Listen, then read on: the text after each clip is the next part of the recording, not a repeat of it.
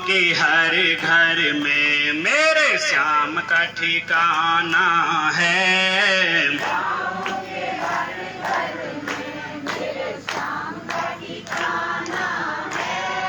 श्याम तुझे मिलने का सत्संग ही बहाना है।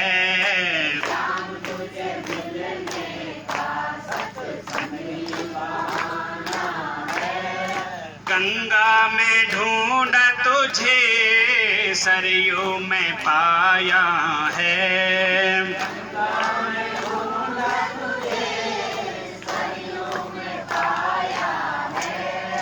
गंगा में ढूंढा तुझे सरयू में पाया है।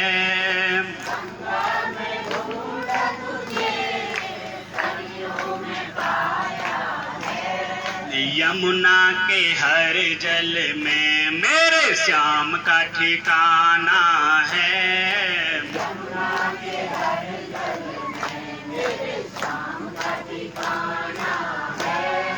श्याम तुझे मिलने का सत्संग ही बहाना है। श्याम तुझे मिलने का सत्संग ही बहाना है। दुनिया वाले क्या जाने मेरा रिश्ता पुराना है। दुनिया वाले क्या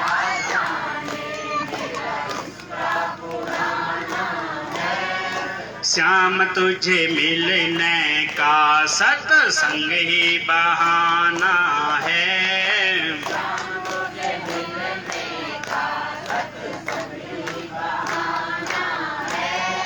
दुनिया वाले क्या जाने मेरा रिश्ता पुराना है।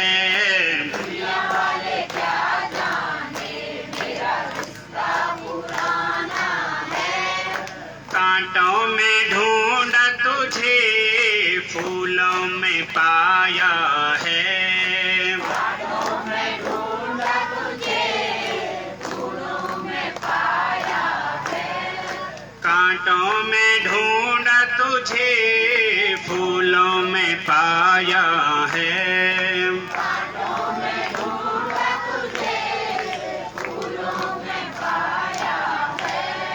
बागों के हर फूल में मेरे श्याम का ठिकाना है।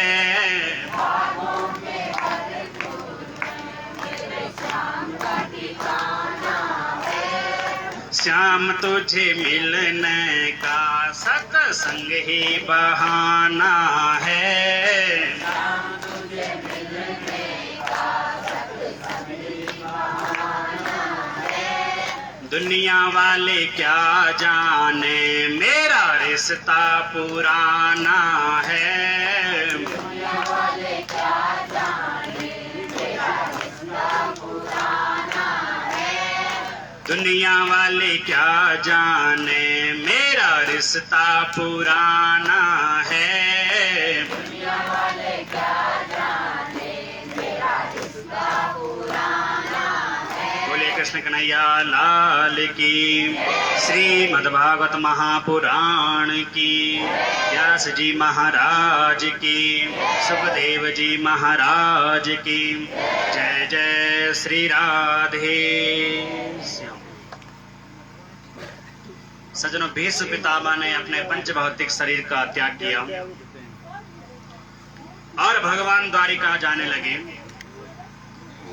और अर्जुन ने कहा, अरे अर्जुन, तुम भी जो है कृष्ण के साथ द्वारिका जाओ। रास्ते में भीलों की नगरी है, बड़े भील रहते हैं रास्ते में हैं, और तुम उनके साथ में जाओगे तो थोड़ा सहायता होगी। तुम्हारे पास गांडीव धनुष भी तो है, तुम धनुष लेकर के जो है द्वारिका चले जाओ कृष्ण के साथ। और सज्जनों, कृष्ण आज द्वारिका चले गए और द्वारिका गए, अपनी माताओं से मिले। पौरवी रोहिणी भद्रम मदिरा रोचना इलाम। पौरवी रोहिणी भद्रा मदिरा रोचना इलाम, ये वसुदेव की 7 भार्यां हैं, कृष्ण की 7 माताएं हैं। सबके चरणों में बंधन किया। और अविवादन शीलस्यम नित्यम वृद्धोपसेविताम चत्वारि तस्य वर्धन्ते आयुर्विद्या यशो बलम। जो अपने से बड़ों का सम्मान करता है, आदर करते हैं, चरणों में बंधन करते हैं, गुरुदेव को प्रणाम करते हैं, चत्वारि तस्य वर्धन्ते, 4 चीजें उसकी बढ़ती है, आयुर्विद्या यश और बल। उस पे बड़ी कृपा होती है पितरों की, इष्ट देवताओं की, कुल देवताओं की, ब्राह्मण देवताओं की, गुरु देवताओं की। इसी प्रकार से सज्जनों भगवान द्वारिका गए। इधर जो है उत्तरा के पुत्र ने जन्म ले लिया, जन्म लिया सज्जनों। लेकिन जन्म लिया, बच्चा रोता है, बालक रोता ही नहीं, ऐसे टकटकी लगा के देखता है। उत्तरा ने कहा, अरे ये बालक क्या देख रहा है भाई? किसी ने बताया बालक उसको देख रहा है। किसको? जिसने मेरी माँ के गर्भ में मेरी रक्षा की, वो कहाँ है? और सज्जनों सभी ऋषि मुनि महात्माओं ने, ब्राह्मण देवताओं ने सुंदर नामकरण कर दिया। नाम रख दिया परीक्षित, परो रक्षिता इति परीक्षित। परीक्षित नाम रख दिया छोटे से बालक का। और सज्जनों समय व्यतीत हुआ, परीक्षित महाराज बड़े हुए थोड़ा थोड़ा। और एक दिन की बात है, युधिष्ठिर महाराज को अपशकुन होने लगे, अजीब जैसी आवाजें होने लगी, अजीब जैसे अपशकुन होने लगे। उन्होंने सोचा कुछ न कुछ होने वाला है। और अर्जुन को कई समय हो गया गए हुए, द्वारिका भी आई नहीं। और समय व्यतीत हुआ। एक दिन उन्होंने क्या देखा युधिष्ठिर महाराज ने, कि सामने से अर्जुन आ रहे हैं रोते रोते। सामने जब सन्मुख आए, अंदर लेके गए कक्ष में। अरे तुम रो क्यों रही हो भाई, क्या बात हो गई? बोले भाई जी क्या बताऊं? अरे कुछ तो बता। नहीं बताने लायक नहीं है, रोने लगे। युधिष्ठिर महाराज ने कहा क्या बात है, तुमसे कोई गलती तो नहीं होगी, तुमसे कोई अपराध तो नहीं हो गया? तुम्हारे चेहरे की आभा मंडल नष्ट तेजो विभाग सा, चेहरे का तेज नष्ट हो गया भाई तुम्हारे, क्या बात है? तुमसे कोई गलती तो नहीं हो गई? नष्ट तेजो विभाग सा, चेहरे के तेज के नष्ट होने के 3 कारण होते हैं सज्जनों।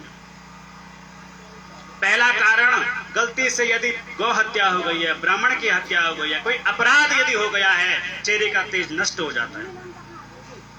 और दूसरा तेज नष्ट कब होता है? किसी अगम्य स्त्री के साथ समागम करने से भी तेज नष्ट हो जाता है। और गलती से भी यदि जिसके बिना हमने रहना कभी सीखा ही नहीं, बहुत बिल्कुल निकट कोई मित्र था, निकट कोई सगा संबंधी था, वो हमेशा के लिए छोड़ के चला गया, तब चेहरे की तेज आभा मंडल जो है कि नष्ट हो जाता है, उसके चेहरे पे तेज नहीं होता है। कहीं ऐसी गलती कोई तुमसे तो नहीं हो गई? तुम बताओ क्या बात है? अंदर पूछ रहे थे युधिष्ठिर महाराज आज अर्जुन से। अर्जुन ने हाथ जोड़ करके कहा, वंचितो हम महाराजम हरिणा बंधुरूपिणम येन मे पहतम तेजो देव विश्वनामहत। अरे भाई जी क्या बताऊं, हमारे प्राण वल्लभ श्री कृष्ण हमें छोड़ करके, इस लोक छोड़ करके परलोक सिधार गए। वो जो है अपने लोक को चले गए, जिनके सामने जो है हमारे पास द्रौपदी जैसी भार्या को जिसने हमने जो है जीत लिया उसमें स्वयंवर में, वो हमारे प्राण वल्लभ श्री कृष्ण हमें छोड़ करके चले गए। और भैया हम अनाथ हो गए, क्या करें? रो करके गिर पड़ा। और वहीं सामने घर के जो द्वार था, द्वार पे कुंती मैया खड़ी थी। कुंती मैया ने जैसे सुना कन्हैया चले गए, कुंती वहीं पे धड़ाम से नीचे गिर गई। सज्जनों पंच भौतिक शरीर का त्याग कर दिया, बेचारी मृत्यु को प्राप्त हो गई कुंती। अर्जुन युधिष्ठिर आज रोने लगे, अरे अर्जुन भोले भंडारी, तुम इतने दिन बाद आए भी हो तो ये अप्रिय समाचार लेकर के आए? जैसे तैसे सज्जनों सभी पांडवों ने माता कुंती के संस्कार किए। बोले अरे भाई, जब हमारे परम प्राणेश्वर भगवान श्री कृष्ण यहाँ नहीं है, पृथ्वी लोक में नहीं है, हम रह करके क्या करेंगे?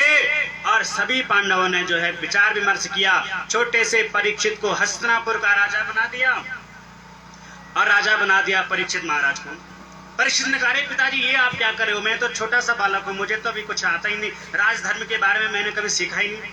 बोले बेटा चिंता मत करो, हमारे मंत्री, कुल मंत्री और जो है हमारे सारे सैनिक, हमारे जो आचार्य जी हैं, सब आपको सिखा देंगे राजधर्म के बारे में। और जैसे तैसे परीक्षित को राजगद्दी पर बिठाया। सभी पांडव जो है द्रौपदी समेत जो है स्वर्गारोहण के लिए, स्वर्ग के लिए निकल गई और सीधे चले गए बद्रीनाथ में। जो 10 मीटर प्रश्न आपने देखा होगा, तो वहीं पे पुल बना दिया, उसका नाम क्या है? भीम पुल। बड़ा सा पत्थर रख दिया। द्रौपदी पुल से आगे चढ़ी और आगे जाकर के रास्ते पर सतोपंथ के लिए जो है सज्जनों सभी पांडवों ने चढ़ाई कर दी और सब जा रहे हैं। युधिष्ठिर, भीम, अर्जुन, नकुल, सहदेव, द्रौपदी सब जा रहे हैं सज्जनों। और जा रहे थे तो क्या हुआ, रास्ते में नकुल और सहदेव दोनों गिर गए। गिर करके उनकी मृत्यु हो गई, आगे नहीं जा पाए। भीम ने पूछा, अरे इनकी मृत्यु क्यों हो गई, क्या बात है? तो सज्जनों बताया, अरे इस एक को तो सुंदरता का अभिमान था और एक को गणित विद्या का अभिमान था, और ये शरीर स्वर्ग नहीं जा सकते। क्यों? क्योंकि अभिमान था। एक को सुंदरता का अभिमान था, मैं बहुत सुंदर हूं, बड़ा अभिमान था, और दूसरे को गणित विद्या का अभिमान था, इसलिए शरीर स्वर्ग नहीं जा सकते हैं। और सज्जनों थोड़ा सा और आगे गए तो अर्जुन महाराज भी धड़ाम से गिर गए और मृत्यु हो गई। भीम ने पूछा, जी मेरे भाई की मृत्यु क्यों हो गई, क्या बात है, ये शरीर स्वर्ग क्यों नहीं जा सकते हैं? बोले, अरे भीम, इसको अपने गांडीव पर बड़ा अभिमान था। एक बार तो इसने कृष्ण को आदर सूचक शब्द भी नहीं कहे थे। एक बार की बात है, अर्जुन को बड़ा अभिमान था अपने गांडीव धनुष पर, और एक दिन तो उन्होंने अप्रिय समाचार कह दिया, क्या? ना हम संकर्षणो ब्रह्मण्ये कार्षणे वचम अहम वा अर्जुनो नाम गांडीवस्य वेदनुम। कृष्ण बोला, अरे पंडित जी, मैं कोई पंडित जी नहीं हूं, मैं प्रद्युम्न अनिरुद्ध भी नहीं हूं। अहम वा अर्जुनो नाम गांडीवस्य वेदनुम, मैं अर्जुन हूं, मेरे धनुष का नाम गांडीव है।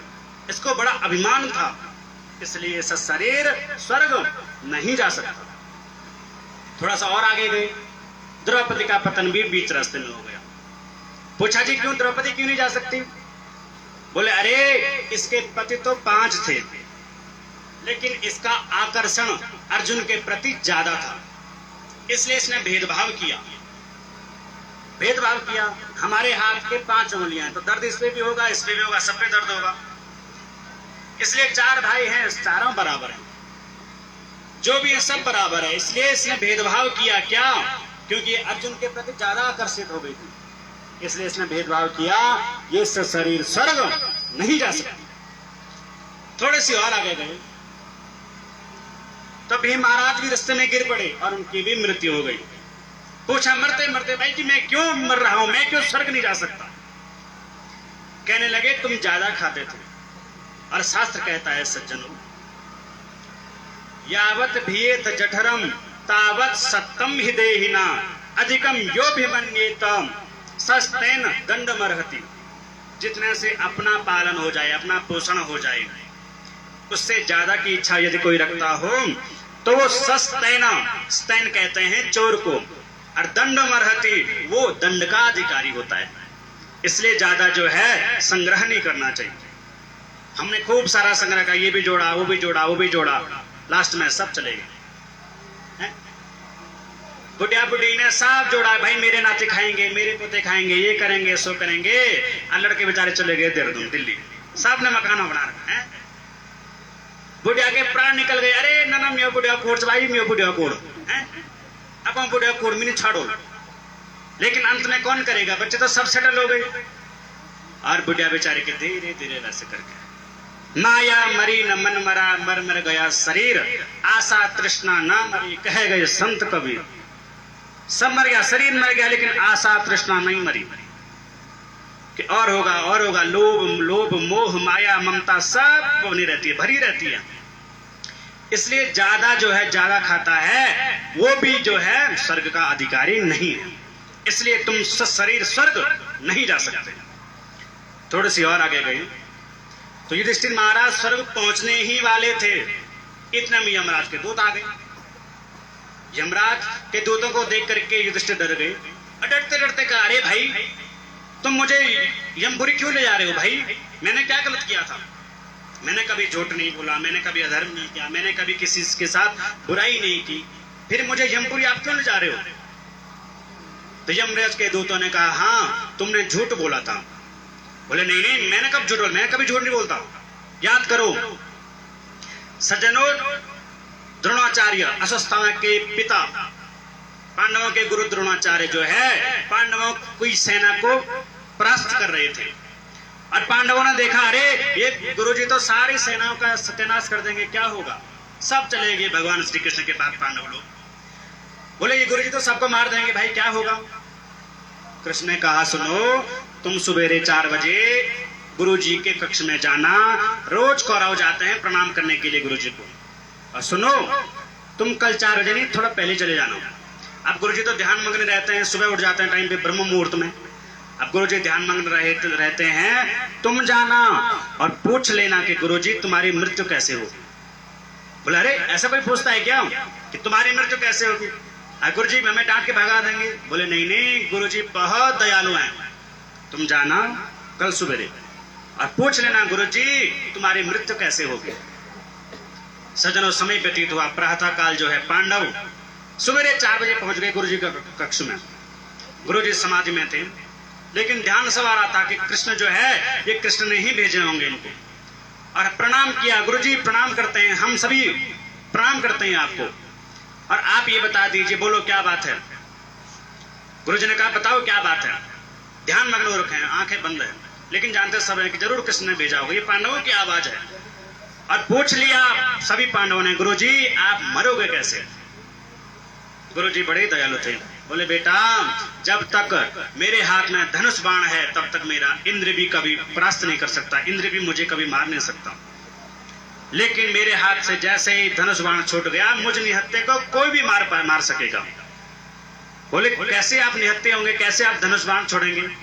बोले बेटा जब तक मैं अपना अप्रिय समाचार न सुनूं तब तक मैं धनुष बाण नहीं छोड़ूंगा।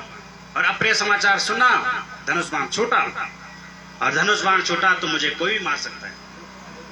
प्रातः काल हुई, सब खुश हो गए, हाँ पता मिल गया, उनका जो है दवा मिल गई। और सज्जनों क्या हुआ, एक अश्वत्थामा नाम का हाथी था कौरवों की सेना में। भीम ने उसे जोर से उठाया, जरूर पटका, और अश्वत्थामा नाम के हाथी की मृत्यु हो गई। और जोर से चिल्लाया भीम, अरे अश्वत्थामा मारा गया, अश्वत्थामा मारा गया। रणभूमि में जो है द्रोणाचार्य जी अपने रथ पे विराजमान थे। और सज्जनों वही कन्हैया ने कहा, युधिष्ठिर बोलो, अश्वत्थामा मारा गया, अश्वत्थामा हतो हता। तुम ऐसा बोलोगे तो गुरुजी धनुष बाण छोड़ेंगे, तुम बोलो। बोले नहीं नहीं, मैं नहीं बोलता, मैं ऐसे झूठ नहीं बोल सकता, मैंने कभी झूठ बोला ही नहीं, मैं नहीं बोल सकता, नहीं नहीं मैं झूठ नहीं बोल सकता। सज्जनों, जिसने कभी चोरी नहीं की होगी और वो कभी चोरी करेगा तो डरते डरते करेगा, और जिसको हमेशा चोरी की आदत है वो तो कब सटा मारा पता नहीं चला, कब जेब कट गई पता नहीं चला, लेकिन वो डरता। और सज्जनों, जिसने कभी चोरी नहीं की, कभी झूठी नहीं बोला, बोले नहीं मैं नहीं बोलता, बोले अभी बोलो, बोले ठीक है मैं बोलता हूं। लेकिन अश्वत्थामा मारा गया था, कौन? हाथी। अब जैसे बोला अश्वत्थामा हतो हतः, मारा तो गया हाथी, तो जोर से बोला अश्वत्थामा हतो हतः नरोवा कुंजरोवा। भगवान श्री कृष्ण ने इतनी जोर से शंख बजाया, आगे की लाइन सुनाई नहीं दी द्रोणाचार्य जी को। द्रोणाचार्य जी ने खाली क्या सुना, अश्वत्थामा हतो हतः, ये तो सुनाई नहीं कि नरोवा कुंजरोवा। नर मतलब मनुष्य, अब मनुष्य है कि पशु है पता नहीं। युधिष्ठिर ये कहना चाहते थे अश्वत्थामा हतो हतः, अब वो पशु है या मानव ये पता नहीं है, पर मर गया अश्वत्थामा। द्रोणाचार्य ने सोचा, अरे मेरा पुत्र मर गया है, मैं बिना पुत्र क्या करूंगा, धनुष बाण फेंक दिया। उधर से द्रौपदी का भाई धृष्टद्युम्न आया, जोर से बाण मारा और द्रोणाचार्य जी को धराशायी कर दिया। सज्जनों बोले आपने झूठ बोला था, इसलिए आप जो है सशरीर स्वर्ग नहीं जा सकते, एक बार आपको यमपुरी का दर्शन करना पड़ेगा। और उसके बाद जो है वो धर्मराज बनाए गए। सज्जनों, धर्म के पद पर प्रतिष्ठित हुए धर्मराज युधिष्ठिर। और सज्जनों क्या हुआ, सभी पांडव लोग जो है स्वर्ग चले गए थे, और परीक्षित को राजगद्दी पर बिठा दिया। परीक्षित महाराज थोड़ा बड़े हुए और सुंदर से बड़े हुए, शादी भी हो गई। पत्नी का नाम है इरावती, सुंदर सा पुत्र हो गया जन्मेजय। एक दिन परीक्षित महाराज ने सोचा, उम्र हो गई, बहुत सारी उम्र हो गई, 51 वर्ष मुझे प्रवेश हो गया है, और 51, 50 तक तो मैं गृहस्थ जीवन है, 51 मतलब वन, अब जो है मुझे थोड़ा सा भगवान के दर्शन, संतों के दर्शन करने चाहिए। और आज उनका मन हुआ मैं थोड़ा संतों के दर्शन करूं। उन्होंने विचार किया और सामने देखा क्या, एक संग्रहालय था जहां बहुत सारे जो है उन्होंने अस्त्र शस्त्र सब रखे हुए थे। दरवाजा खोला तो आगे क्या देखते हैं, सुंदर सा एक अलमारी में मुकुट जाके रखा हुआ है, बड़ा सुंदर मुकुट चमक रहा भाई, सोने का मुकुट है। और सोने के मुकुट को पहन लिया, और सजन ये वही मुकुट है परीक्षित के पर बाबा भीम जो है जरासंध को मार करके ये मुकुट लाए थे और अपने कक्ष में सजा दिया था। क्योंकि पहले ऐसा होता था, जितने भी राजा युद्ध करने जाते थे पड़ोसी राजा को मार देते थे, मार करके उसके मुकुट को लाते थे, और मुकुट को लाते थे, फिर देखते थे मैंने इतने राजाओं को मार दिया, 1 2 3 4 गिनती होती थी कितने राजाओं को मैंने मार दिया आज तक, और मुकुट ले आए जरासंध का, सजा के रखा हुआ है। और परीक्षित ने वही मुकुट पहना और अपने सैनिकों को लेकर के सीधे चले गए जंगल में, घोड़े में बैठ करके। थोड़ा सा